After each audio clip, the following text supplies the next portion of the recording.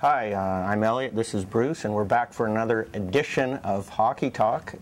We're going to be talking playoffs. Bruce Constantineau, a sports and business reporter with the paper here, and of course I cover the Canucks, but I'm not on the road with them as we have Brad Zemer and Ian McIntyre there on scene. So Bruce and I are going to discuss tonight's game. Bruce, I guess the biggest thing for the Canucks is how are they going to overcome the absence of Sami Salo, who is such an important defenseman for the team? Ozzy Vananen draws in. He's been practicing with Willie Mitchell, and he's got to get some minutes, but he's not going to get the kind of minutes that Sami Salo would draw. It's incumbent upon, I guess, the top four, Bieksa, Mitchell, Edler, and who am I missing? Oland, to bring up the minutes that Sami would have played. Yeah, I think the biggest problem is that Sami plays with Willie Mitchell on the #1 defensive pairing, but he's also on the first unit power play, so they have two holes to fill now. And I'm not really sure how it's going to go. As far as the power play, we saw in Game 2 on Saturday when they put Mason Raymond, who's normally a forward, in Salo's spot on the power play. Chicago scored shorthanded, and that was a big turning point in the game. In fact, it was the go-ahead goal for Chicago, so I'm a bit worried about that.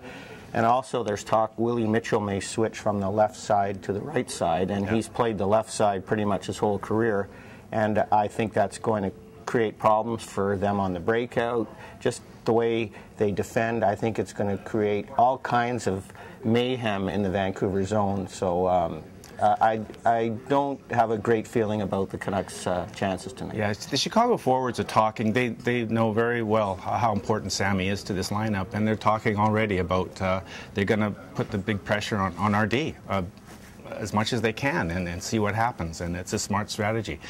The one thing I think, it was actually encouraging to see Alex Edler's goal. It was a Sami Salo type shot in Game 2, so maybe he can replace him on the point somewhat in the man advantage. Well, obviously, I mean, Edler does play on one of the two units. Now it's a question of whether they put him in Salo's spot alongside Kevin Bieksa, which would leave Matthias Oland and whomever on the second group, or they leave Edler with Oland and try and replace Salo on Bieksa's unit with, they were talking about maybe Alex Burrows, maybe they'll give Raymond another shot. Pavel Demitra is a player who can play there as well, depending on his availability. So it creates a lot of problems, and I think when the Canucks went through this great stretch from the end of January right through till just about now, they were dealing with virtually no injuries. I know Matt Sundin missed a couple of games in the St. Louis series, and Salo missed one game, but they haven't missed any significant players for any length of time, and if Salo is out for the series, I just don't like the chances the Canucks winning it. What are your thoughts on almost the panic that you feel in the city now about Luongo giving up 8 goals in 2 games, and Chicago really having an ability to score in bunches quickly? I was hearing this morning a lot of fans saying, well, they got to clog up the middle. I know it's trap, it's ugly, but it'll probably be effective. What do you think of it? Well, I mean, that's only part of the problem, but looking back at the last game, 2 of the Chicago goals came off face-offs in the Vancouver zone after icings, both of them by Pavel Demitra, by the way. No wonder he was in the coach's doghouse. So that has nothing to do about clogging up the middle. That's losing the face-off and then losing your man in the ensuing scramble as Chicago tries to score. Another Chicago goal came on a 5-on-3 power play. That's not clogging up the middle, and another one came shorthanded, which is not clogging up the middle. So actually, not many of the goals came from that, but perhaps in a sense you could keep Chicago out of the Vancouver zone, maybe less pressure on the Canucks so they don't ice the puck, and it has a whole snowball effect. So perhaps they may try and do that. It's something that crossed my mind, that they'll keep that third forward back and maybe try and play a lower risk game and hope for some turnovers and capitalizing on those. Yeah. There's also a lot of talk about Taylor Pyatt possibly drawing back in today, depending on Pavel Dimitri's availability and other things. Vino could make changes if he wants to. And there's some thought that if and when he does come back, maybe it's better on the road. Is there a chance we might see that? Well, there's a chance he might play.